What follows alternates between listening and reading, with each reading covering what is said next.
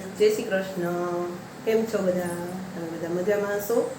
તમારું બધાનું સ્વાગત છે મારી ચેનલમાં. તો ભાઈ આજે તો છે ને ખાટિયા ઢોકળા બનાવવા છે. તો હમણાં તમને બતાવીએ. પહેલાં ઠાકોરજીના દર્શન કરી લઈએ.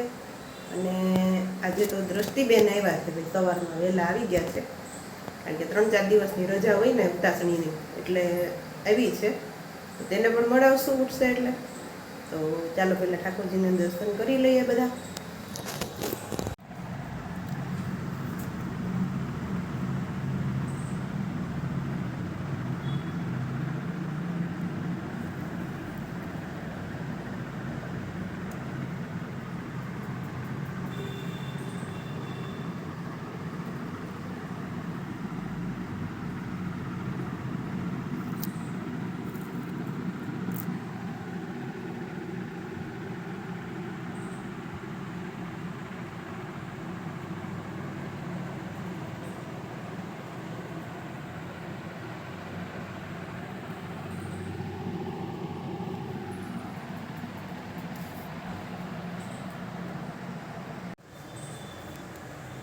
જુઓ, અહીંયા આપણે ઢોકળાનું ખીરું તૈયાર થઈ ગયું છે.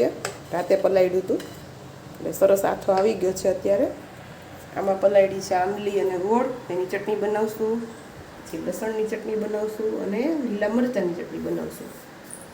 અને પછી આપણે ચટણી બંને બની જાય ત્રણેય, પછી ઢોકળા મૂકશું. તો ચાલો આગળ તમને બતાવીએ પછી. હા તો ગાઈસ, તમે જોઈ શકો છો અહીંયા આપણા ખાટિયા ઢોકળા તૈયાર થઈ ગયા છે. એમાં એક ડીશ ઉતરી ગઈ છે અને બીજી ડીશ મૂકી છે. અને આ છે ચટણી. આ છે આંબલી ગોળની ચટણી, આ છે લીલા મરચાં ફુદીનાની ચટણી, અને આ છે લાલ મરચું અને લસણની ચટણી. તો ચાલો બધા ઢોકળા ખાવા આવી જાઓ. બેસી ગયા છે, ચાલો બધા ઢોકળા ખાવા. અને દ્રષ્ટિબેન આવી ગયા છે બરોડાથી. જય શ્રી કૃષ્ણ. કેમ છે દ્રષ્ટિ? હા, ઉતાસણીની રજામાં આવ્યા છે 2-3 દિવસ માટે બેન. પછી પાછા વયા જશે. તો જુઓ, અહીંયા આજે તો ખાટિયા ઢોકળાનો પ્રોગ્રામ છે ભાઈ. છાશ ને ચટણી ને. તો ચાલો બધા ઢોકળા ખાવા આવી જાઓ.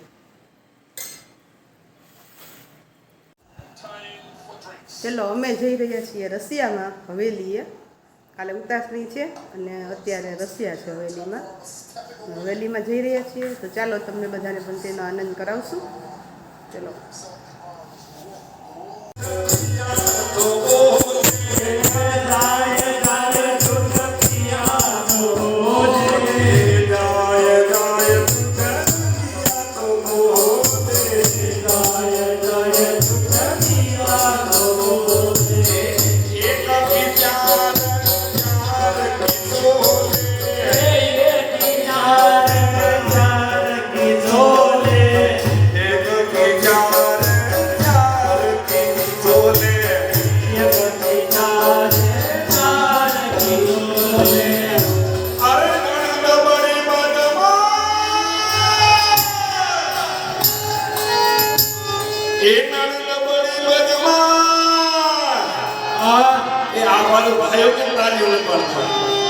દેવો થવા થઈ ગયો.